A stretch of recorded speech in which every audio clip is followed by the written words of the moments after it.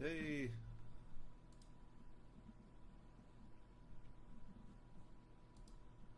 All right.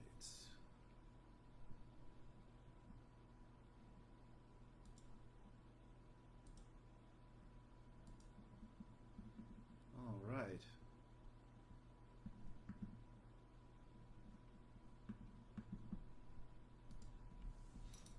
See if everything is working.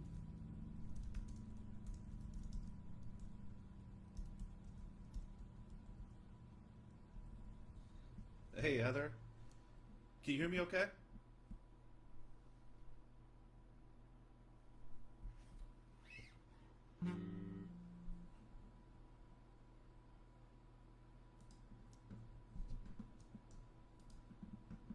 Of course. Thanks for inviting me.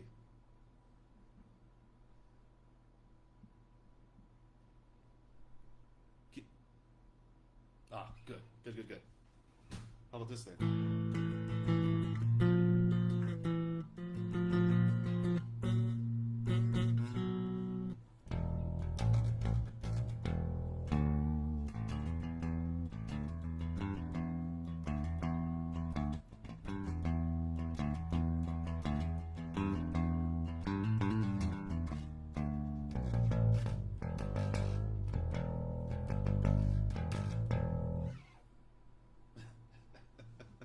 My man, how you doing?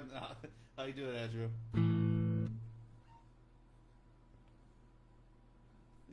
Yeah. Cool. So I'm trying a new kind of recording setup thing. So that's cool that you can hear me. Okay.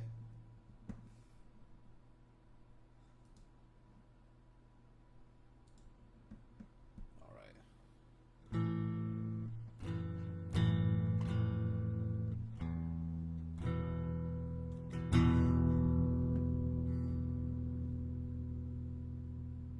Okay.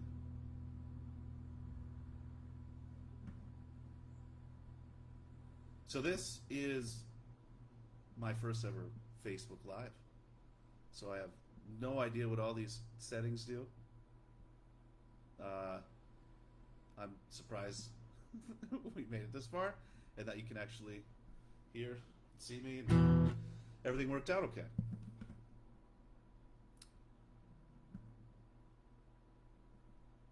All right.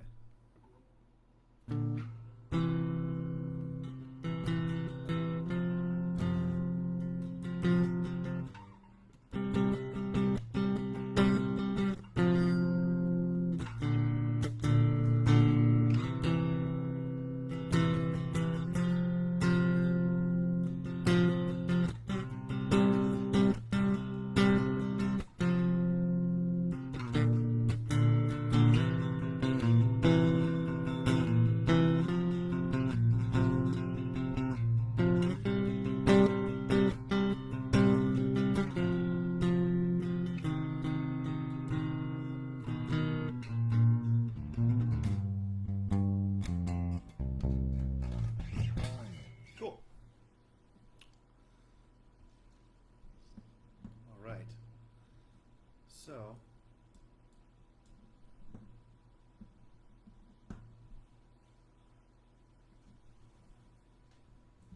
so I really had no plan or any set uh, thing that I was gonna talk about, but I don't know. I figured just kind of introduce myself a little more, you know, proper to you guys, and maybe give a little backstory, that kind of thing. So, uh, Jered from Beholden to the Riff. I'm a guitar and bass teacher here in Portland, Oregon. Um, Play bass in a band here in town called Light Creates Shadow. Uh, yeah, just had a. We just got back to practicing again, so last night we had practice and it was awesome. Getting back into the flow and into the, we're starting to, um, it's hard. We play a slightly not technical, but slightly technical, I guess, and just everybody getting on the stage, getting all locked in. Is finally starting to come back around. We're all kind of syncing up again, which is great. So yeah, coming off of a good practice last night is for sure. Heather's yeah. How long have I been in bands? Well, I've been in this band, like Create Shadow, for maybe 4 or 5 years coming up. Maybe it is 5 years. Yeah, I joined like Create Shadow as I had never played bass before, and I think this is a common thing. It's a common thing that happens. Guitar. I grew up playing guitar and all this, and I think a lot of bassists, start as guitarists and then they join a band that needs a bassist. So that's my story as well. And but I joined the band as I started seeing my girlfriend. This is when we first kind of met. And I came into her place, and her roommate was there in the kitchen, and he was wearing Russian Circles T-shirt, a band who I love, and I was like, oh man, and I had actually just been listening to these guys, earlier in the day. I'm like, oh man, that's so cool. I've just been listening to Russian Circles, and he's like, oh man, that we play in a band, blah blah blah, and so I'd go over, and sometimes they'd be having band practice, and at that time they had a bassist, and so I don't know, maybe 6 months or so went by, and they kicked their bassist out of the band and needed somebody else, and like I said, I hadn't played bass, but I was living with someone who played bass, and so I just asked to borrow his rig and let me borrow it, and yeah, I guess I kind of faked my way in there, and just ended up falling in love with bass, and I still play guitar every day and bass as well, but it's kind of something I've been thinking about, is just the kind of the differences between playing guitar versus playing bass, because there's so many similarities. They're frets, and it's all set up the same, and everything essentially looks the same, but you gotta the way you approach the instrument, at least in my head, is you gotta flip off the guitar brain, flip on the old bass brain. Do I have any band current bands that I love? Let's see, man. I like Sumac is one of my favorite bands. Elder is one of my favorite bands. Who else? There's a newer band. I like Cities of Mars. I like a band called Dreadnought. I think they're out of Denver. There's what's the name of it? Adrift, a band called Adrift. I think they're Spanish. They're awesome, kind of little like psychedelic death metal, something like that. But yeah, they're awesome. Bloody Mallard. I've become really good friends with the main guy in there too, with Tom. Kind of an instrumental psychedelic prog band, I guess. Yeah, just killer. There's tons. There's so many great bands. How long have I been I've been teaching for a long time. I went to music school in Oshkosh, Wisconsin, University of Wisconsin, and I started teaching back then. That would have been maybe mid-2000s, something like that. So I started teaching back then, and was a was a way to pay for gear, and I just immediately liked it. But from there, like I graduated. I went to Minneapolis to.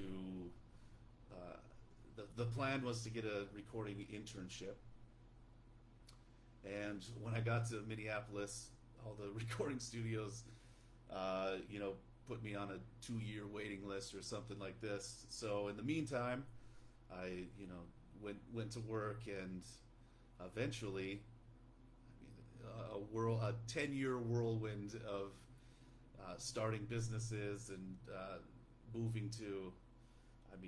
I lived in all over the Midwest, Des Moines, Chicago, Milwaukee, Omaha, Kansas City.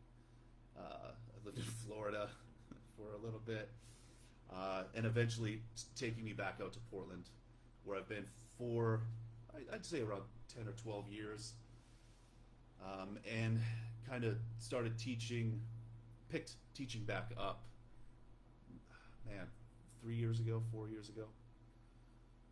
But yeah, I really enjoy teaching, and have kind of built up I still have a part-time thing that I do, but teaching is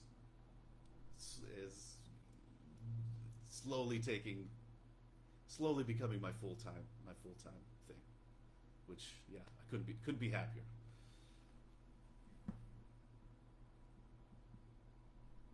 Oh yeah, fellow Sumac fan, awesome. Oh, bassists that I like. Well, yeah, and you're absolutely right with the usual suspects. Yeah, Geezer is a monster. Alice Cisneros is a beast. Yeah, I would put Jack Bruce as one of my probably top 5 bassists. Even, I love those guys, but Jack Bruce did something when I was, I don't know, when I heard him in high school. It was just, there's nothing like that.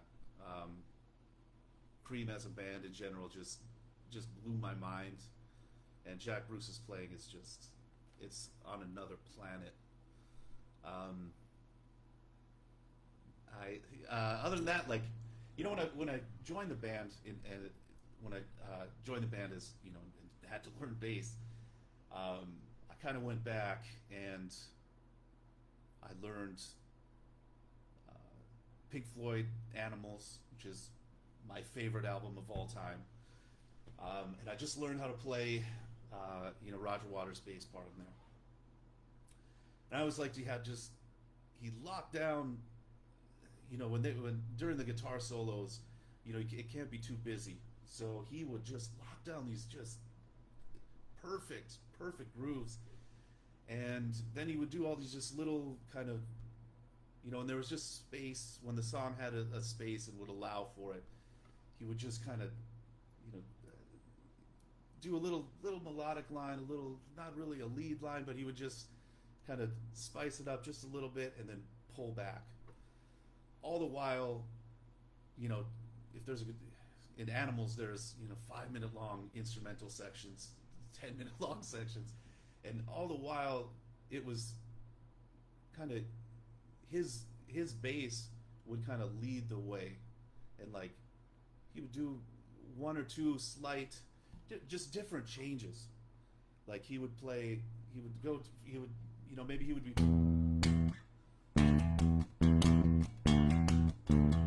it's kind of Roger Waters thing, and then he would maybe go down to the octave,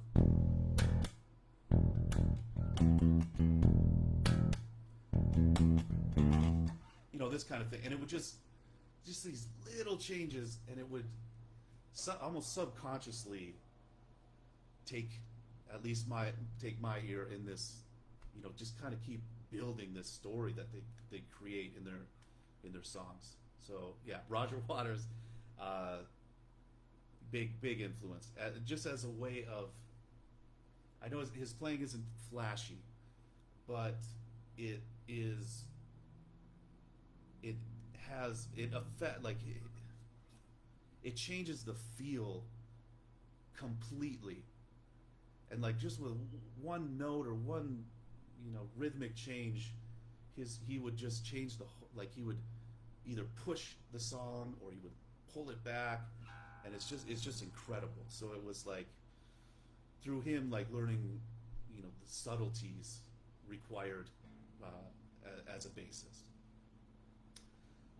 Another one of my favorite bassists is I get them all mixed up, but the DeLeo, who Stone Temple Pilots, whatever, Rob or Dean, whichever one plays bass. Both those guys are just insane musicians. But his bass playing is crazy. It's kind of like Jack Bruce. It's just when you just like if you just listen to the bass, it's unbelievable what he's doing. He's a lot of jazz stuff in there, but then he's not afraid to just crank up the distortion and just do big riffs. Yeah, he's extremely tasty bassist. He's amazing. Other than that, STP is awesome. I don't know.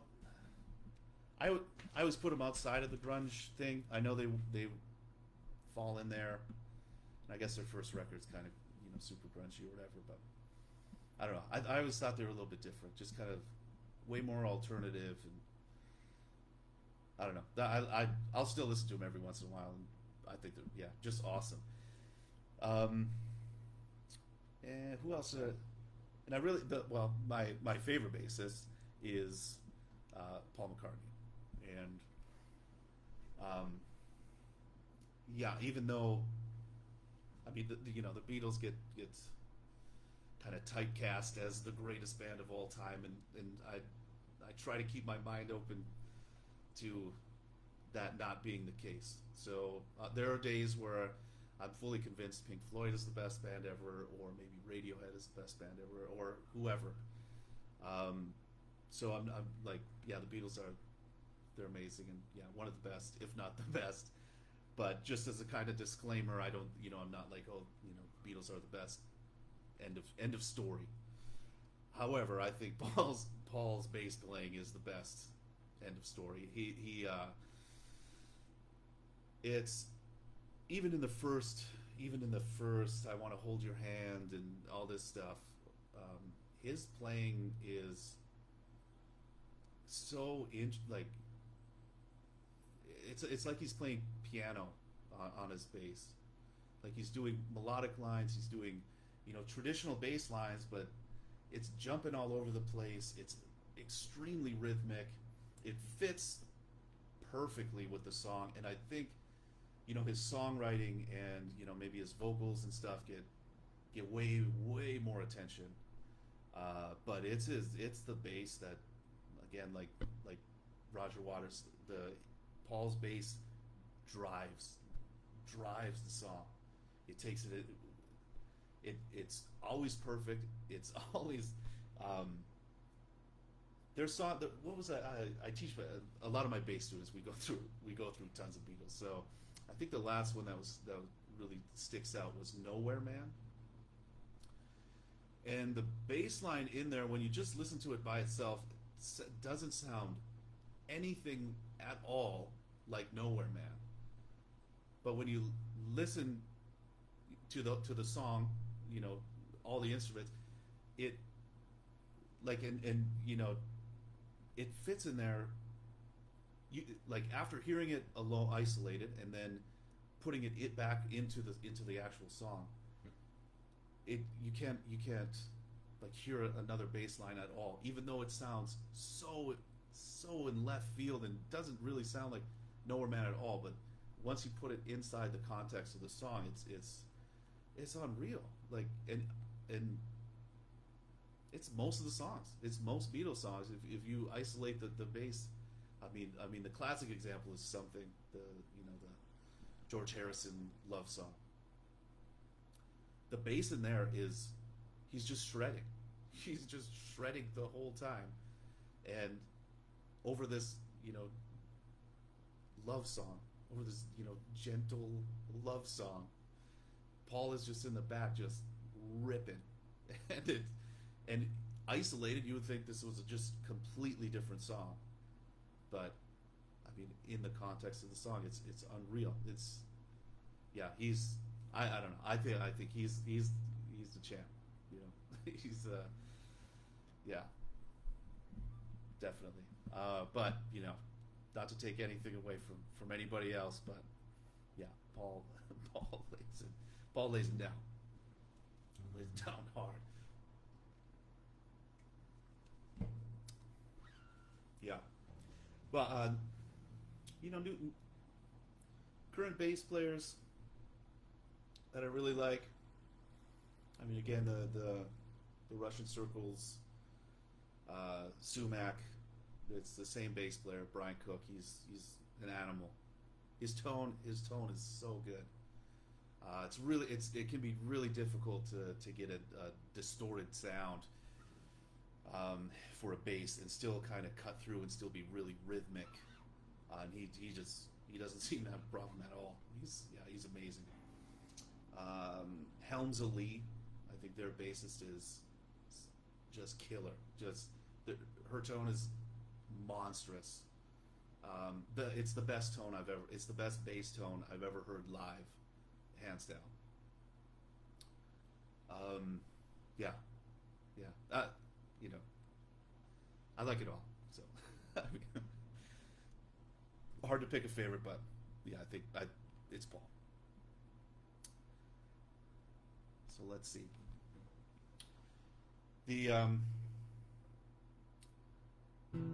But yeah, this week. So with Beholden, I do. I kind of took the teaching thing, and just started to make lessons for bassists. That listen to heavy music, because when I joined like Create Shadow, there's I tried to learn heavy songs or whatever, but there's no there's no tabs for it at all. They don't even have all the Black Sabbath songs. So as a guitarist, you can look up tabs, and for Sabbath there's probably 10 tabs easily on every site for every song. For every Sabbath song, there's probably 10 tabs. There's not even tabs for every Black Sabbath song on bass, which just was crazy. So, just kind of did the Beholden thing as a way of, kind of the thing that I wish was around when I was learning bass, was all the bass tab out there, and all the bass lessons are fine and dandy, but they're all for R&B music, or gospel music, soul music, funk music, all these kind of bass heavy genres, and they're awesome, but the slapping and all the stuff just doesn't fit in a heavy music context at all. And I then playing in a band,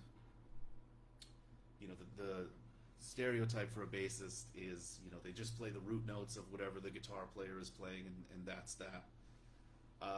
But I, learning all those Beatles songs and learning, Stone Temple Pilots and all this stuff opened my ears to the idea, that the best bass lines, yeah, sure, they would play a lot of root notes, but then they would add all these other notes just to make it more interesting, and take the song in a different direction, or it changes the feel of the song. It changes the feel with just one note on a bass, changes everything. Yeah, but so with the Beholden thing, I was like, I wanted to get this kind of idea. There's more than just root notes. There's more than just playing, doubling what the guitar plays. There's more than just, all the kind of traditional stereotypes that go along with it. There's all the best bands in the world, heavy or not, have their bassist is insane. They're usually a secret weapon. Like, Led Zeppelin, John Paul Jones. I mean, no, everybody knows his name, but he's definitely mentioned after, you know, Jimmy Page and Bonham for sure, and most likely after Plant as well. Even though he's playing bass, playing mandolin, playing organ, keyboards, he's the secret weapon. He's the secret weapon, just like Jack Bruce and Cream, secret weapon. Everybody's kind of looking, Ginger Baker, Eric Clapton for sure. Meanwhile, Jack Bruce is he's making it happen.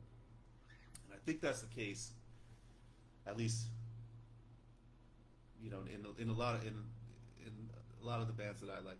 That's usually the case. Is their basis is not playing root notes, not doubling the guitar player, but really adding to the music, making it move, changing the feel. It's the secret weapon. So with Beholden, again, it was just to try to help people, help people who were learning bass and open up their ears to this kind of thing.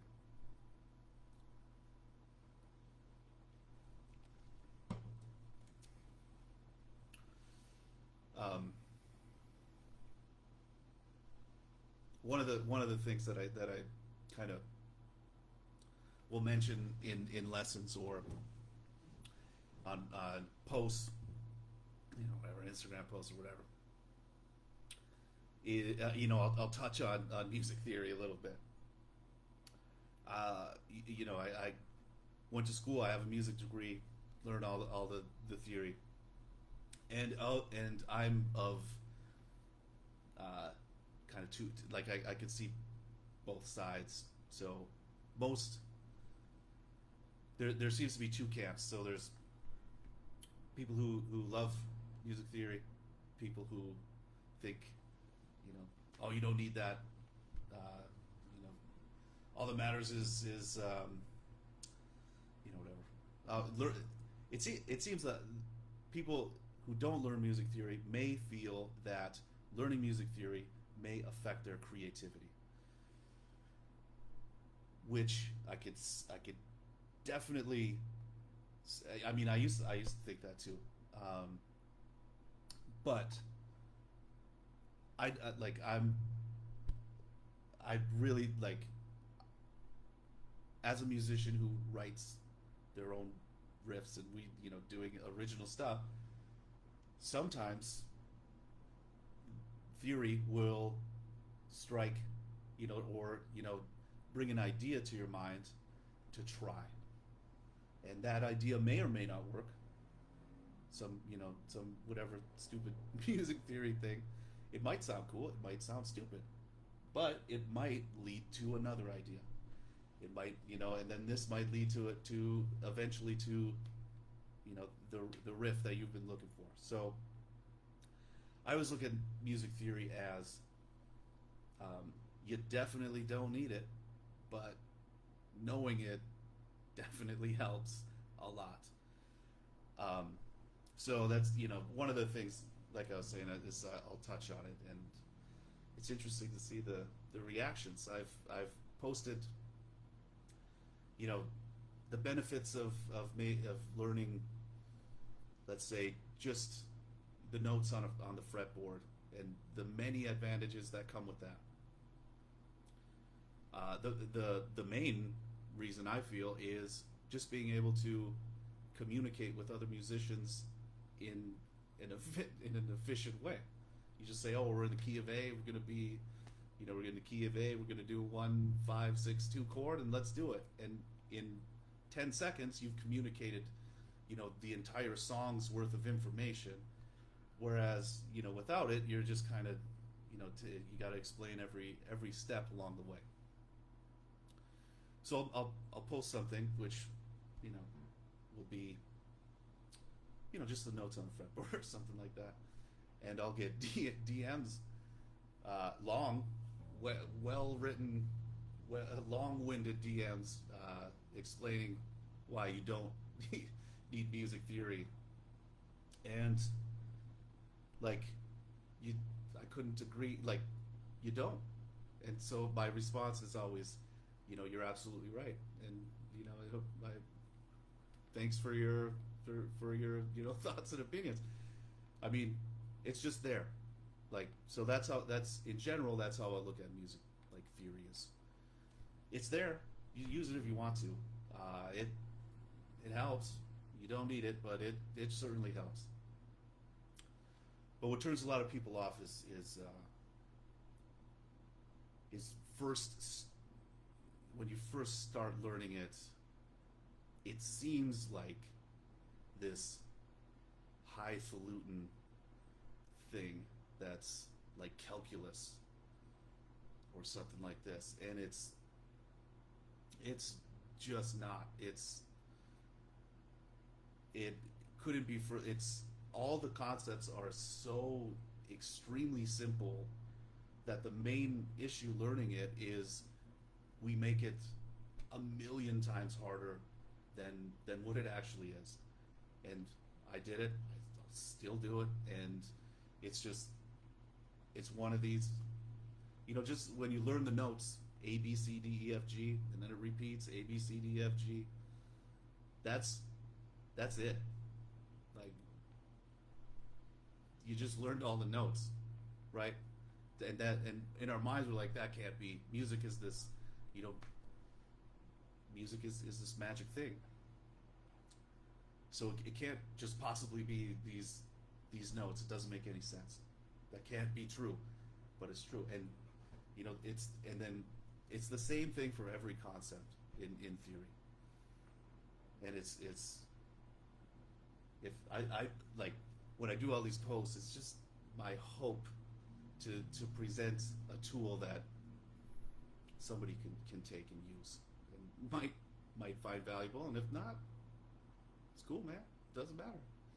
I mean, the greatest of all time, Hendrix. He didn't know how to read music or do any of that stuff, but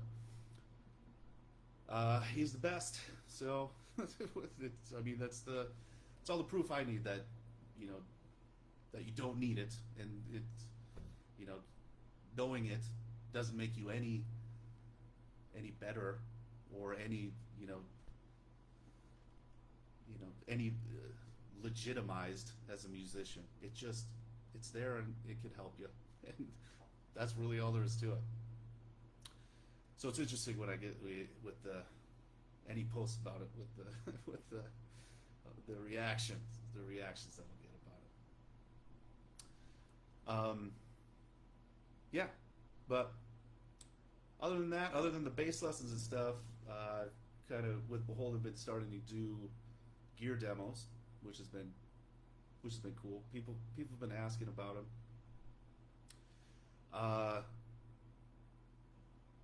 So I started doing it. It's not really like I don't have a ton of pedals, so that's why I never started doing them. So I would have 4 pedals, and that would be the end of my gear demos. One of them is a equalizer pedal, which doesn't get many YouTube hits, and one of them is a compression pedal, which gets 0 YouTube hits, and so I hadn't started, but I went down and met. He's in Oregon too. He's in Eugene, Oregon. Jason from Fuzzlord Effects, and he actually he invited me down there, and we did a podcast, and it was awesome. So we've been working a little bit together to get some bass pedal demos, because there's really just like bass sheet music and tablature and all that stuff. There's bass is kind of the ugly duckling or whatever. There's it gets ignored, gets neglected. So started doing that, and the Steve from Does a Doom, we've been talking ever since, I kind of started doing this, and he sent me a batch of pedals to try out and to make demos on bass. So he sent me this, and it just amazing. Earthquaker Devices Acapulco Gold. But while doing these pedal demos, I wanted to make them in a way that,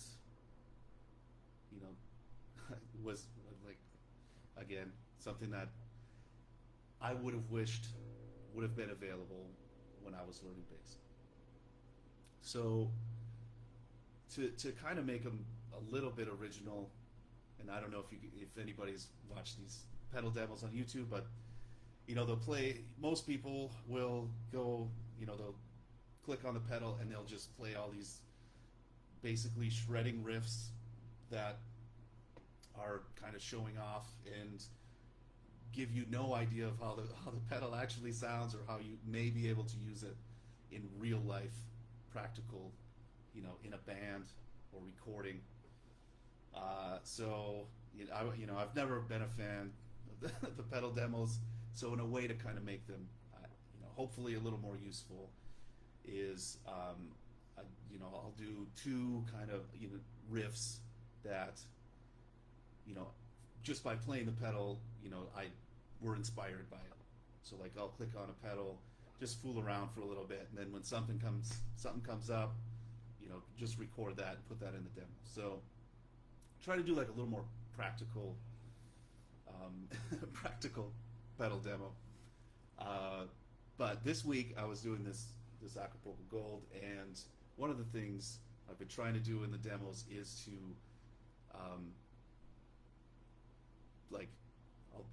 I'll like feature one main riff and then fiddle with all the settings, and I'll take a riff from a band that I love who is maybe not around anymore, or maybe a little bit underground or something. So this week I took one of my very favorite bands. They have a huge place in my heart. They're from Minneapolis, Zebulon Pike. They're an instrumental prog doom stoner band in the mid 2000s. They were the reason why I moved to Minneapolis, just to be able to see them play. And so this week I'm doing a demo using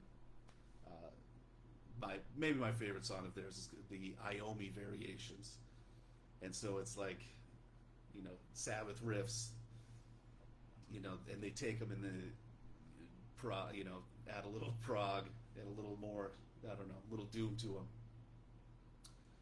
and it brought me back to Minneapolis and thinking about all that stuff, and how this band who no one,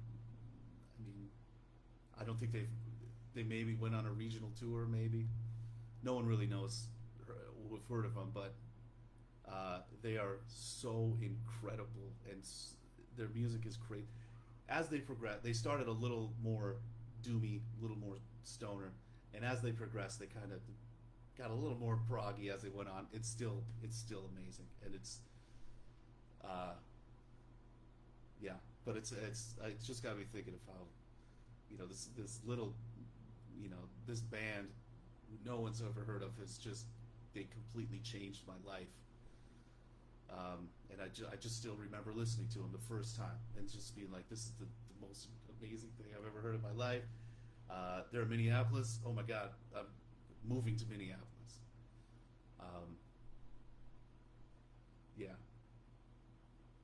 And oh my God, I saw him so many times.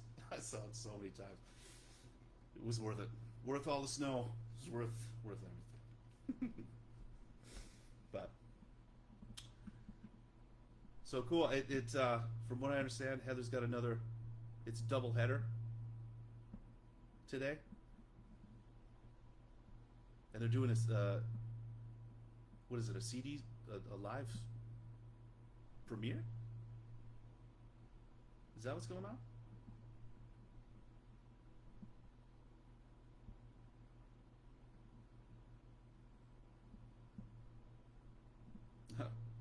FC Smith, thank you. Oh, I just realized how to scroll down these comments. So awesome. Thank you, man. Thank you, FC Smith. How you doing, Patrick? Cool.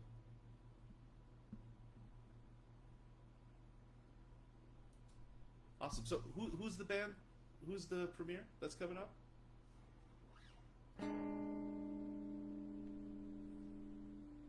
Oh, a live set. Awesome.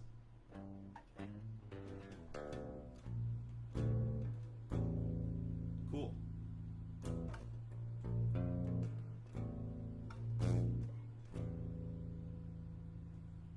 Awesome. So I'm gonna fiddle around on this thing. This is a new song that we were working on last night. This is the bass line that's been floating around. I'm trying to whittle it down, but it's chords. Like,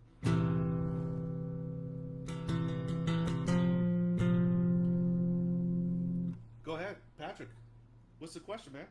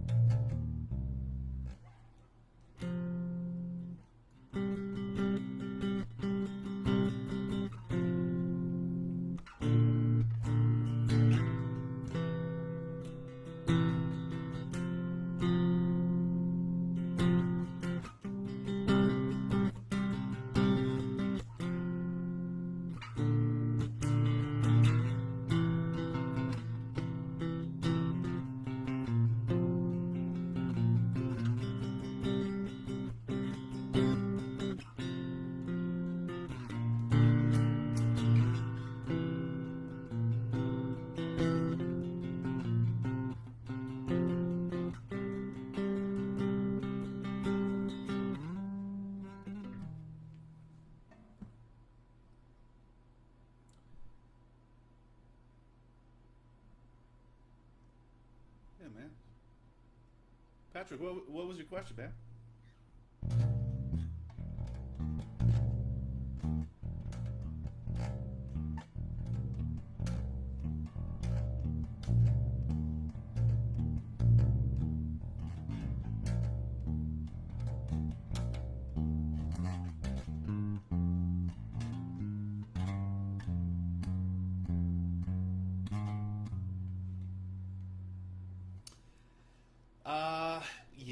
Yeah. Yeah, just one kind of thing from it. Yeah, dude, that was so cool that you did the podcast on that, man. It's so cool. We that was actually before I joined the band, and since then, that album's more, I would say, post rock, and I think we're officially post metal at this point. So we since joining the band, I think we got heavier and heavier. We also got a new drummer, so that we got heavier with that too. And I mean, I cannot. We're all extremely excited about it, and really, can't wait. We were scheduled to go into the studio. Seemed like 2 weeks before quarantine. We're like, all right, here's the date. Let's do it. And then as soon as we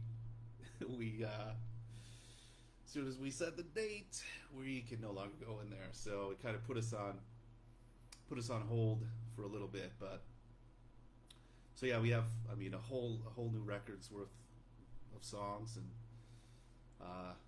cannot wait to get them out there. I would like to maybe do a live set or something something along those lines. I get a little bit of music put out into the ether of the new stuff. It's yeah, we'll see. We'll see. The guys are a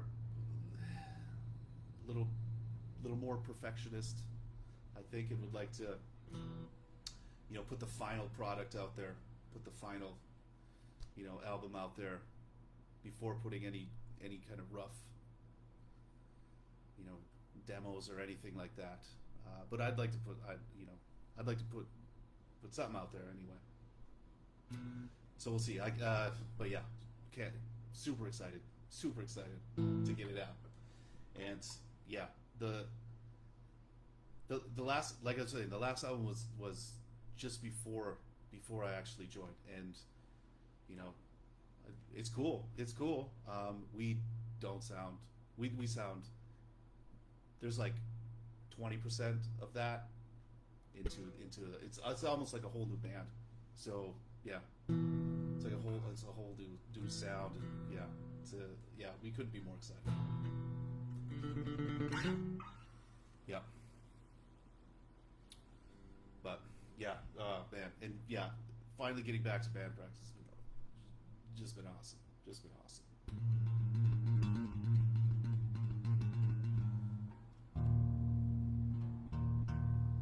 Cool. But all right, guys, it's almost been an hour. Yeah. Oh, look at this. Yeah, man. I'm down. Whenever. I'll come on. Yeah, I'll definitely. Anytime, man. Anytime you want to do that podcast, Andrew, I'm down. Yeah, really weird to play bass out of context. So playing our songs. There's usually a lot more going on, and I really try to, support the song. But yeah.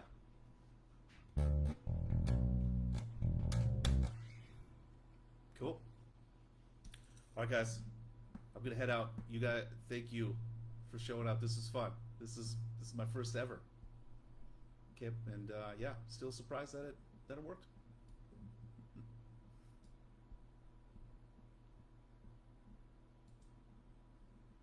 All right. Have a great day, guys.